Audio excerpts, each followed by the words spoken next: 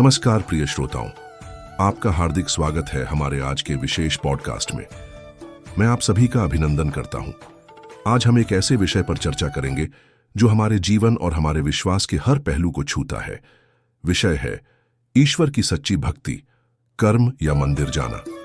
दोस्तों, भक्ति का अर्थ केवल भगवान का स्मरण करना नहीं है, बल्कि वह हमारे हर कार्य और हर विचार में झलकनी चाहिए। अक्सर लोग सोचते हैं कि केवल मंदिर जाकर पूजा अर्चना करना ही भक्ति है, लेकिन क्या यही सच्ची भक्ति है? क्या केवल मंदिर जाना ही ईश्वर को प्रसन्न कर सकता है, या अपने कर्मों से समाज और मानवता की सेवा करना भी भक्ति का एक रूप है? आज हम इन्हीं प्रश्नों का उत्तर ढूंढने की कोशिश करेंगे। भक्ति का अर्थ है ईश्वर के प्रति प्रेम और समर्पण, लेकिन यह केवल बाहरी दिखावा नहीं होना चाहिए। भगवान गीता में श्री कृष्ण ने कहा है, कर्मण्येवाधिकारस्ते मा फलेषु कदाचन। अर्थात हमें केवल अपने कर्म करने पर ध्यान देना चाहिए, उनके फल की चिंता ईश्वर पर छोड़ देनी चाहिए। इसी से पता चलता है कि कर्म ही पूजा है। ईश्वर ने हमें जो जीवन दिया है उसे सार्थक बनाना हमारी जिम्मेदारी है। जब हम अपने जीवन के प्रत्येक कार्य में ईश्वर का ध्यान रखते हैं और दूसरों की भलाई के लिए काम करते हैं, तभी हमारी भक्ति सच्ची मानी जाती है। कुछ समय बाद फसल पूरी तरह बर्बाद हो गई। रामू बहुत परेशान हुआ और भगवान से शिकायत करने लगा, हे प्रभु, मैंने आपकी इतनी भक्ति की, फिर भी मेरी मदद क्यों नहीं हुई? तभी उसे मंदिर के पुजारी ने समझाया, रामू, भक्ति का अर्थ केवल मंदिर आकर पूजा करना नहीं है। यदि तुमने अपने खेतों की देखभाल की होती तो भगवान तुम्हारी मेहनत का फल देते। ईश्वर केवल उनकी मदद करते हैं जो खुद अपनी मदद करते हैं। कर्म ही सच्ची पूजा है।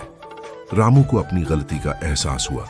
उसने अपनी मेहनत से खेत को फिर से हरा भरा किया और यह समझा कि सच्ची भक्ति का अर्थ अपने कर्मों को पूरी निष्ठा और ईमानदारी से करना है। चलिए इसे एक कहानी के माध्यम से समझते हैं। बहुत समय पहले की बात है। एक छोटे से गांव में रामू नाम का किसान रहता था। वह बहुत धार्मिक था और रोज सुबह उठकर अपने गांव के मंदिर जाता था। वहां घंटों बैठकर पूजा करता और भजन गाता। लोग उसकी भक्ति की बहुत सराहना करते थे, लेकिन रामू का खेत सूखा पड़ा था। वह अपने काम में ध्यान नहीं देता था और अपनी फसल की देखभाल करना भूल गया था। उसकी पत्नी उसे बार बार कहती कि वह खेत में काम करे, लेकिन रामू कहता, मुझे भगवान पर भरोसा है, मैं उनकी पूजा करता हूं, वे मेरी मदद करेंगे। श्री कृष्ण ने गीता में कहा है, योगः कर्मसु कौशलम, अर्थात अपने कर्म को पूरी कुशलता और निष्ठा के साथ करना ही योग है। इससे स्पष्ट होता है कि ईश्वर हमारे कर्मों के माध्यम से हमारी भक्ति को देखते हैं। यदि हम अपने जीवन में सही कर्म करते हैं तो वही मंदिर जाना और भगवान की पूजा करने के समान है। दोस्तों, अब सवाल उठता है कि क्या मंदिर जाना जरूरी नहीं है? मंदिर जाना एक आध्यात्मिक अभ्यास है जो हमारे मन को शांति और ईश्वर के प्रति श्रद्धा से भरता है, लेकिन यह केवल साधन है, साध्य नहीं। यदि हम मंदिर जाते हैं लेकिन अपने जीवन में ईमानदारी, निष्ठा और दया को नहीं अपनाते, तो हमारी भक्ति अधूरी रह जाती है। ईश्वर क्या चाहते हैं? ईश्वर को आपकी सच्ची निष्ठा और सेवा चाहिए। वे चाहते हैं कि आप 1. अपने कर्मों से दूसरों की मदद करें। 2. अपने परिवार और समाज का भला करें। 3. अपने काम में ईमानदारी और समर्पण दिखाएं। 4. और सबसे महत्वपूर्ण, अपने जीवन में दया और करुणा रखें। एक बार एक भक्त ने संत से पूछा, मैं रोज मंदिर जाता हूं, फिर भी मेरी जिंदगी में समस्याएं क्यों हैं? संत ने मुस्कुराते हुए कहा, क्या तुमने कभी देखा है कि सूरज के सामने खड़े होने पर भी तुम्हारी परछाई पीछे क्यों पड़ती है? इसी तरह यदि तुम भगवान के पास हो लेकिन अपने कर्मों से दूर हो, तो तुम्हारी जिंदगी में अंधेरा रहेगा। ईश्वर की ओर देखो और अपने कर्मों पर ध्यान दो। यही सच्ची भक्ति है। आपका क्या मानना है? प्रिय श्रोताओं, अब मैं आपसे पूछना चाहता हूं, आपके अनुसार सच्ची भक्ति का क्या अर्थ है? क्या केवल मंदिर जाना ही पर्याप्त है, या हमें अपने कर्मों से भी भक्ति करनी चाहिए? अपने विचार हमें जरूर बताएं। इस कहानी और श्री कृष्ण के उपदेश से हमें यह सीख मिलती है कि भक्ति और कर्म एक ही सिक्के के दो पहलू हैं। यदि आप सच्चे मन से ईश्वर की भक्ति करना चाहते हैं, तो आपको अपने कर्मों को निष्ठा और ईमानदारी के साथ करना होगा। क्या भक्ति और कर्म में तालमेल संभव है?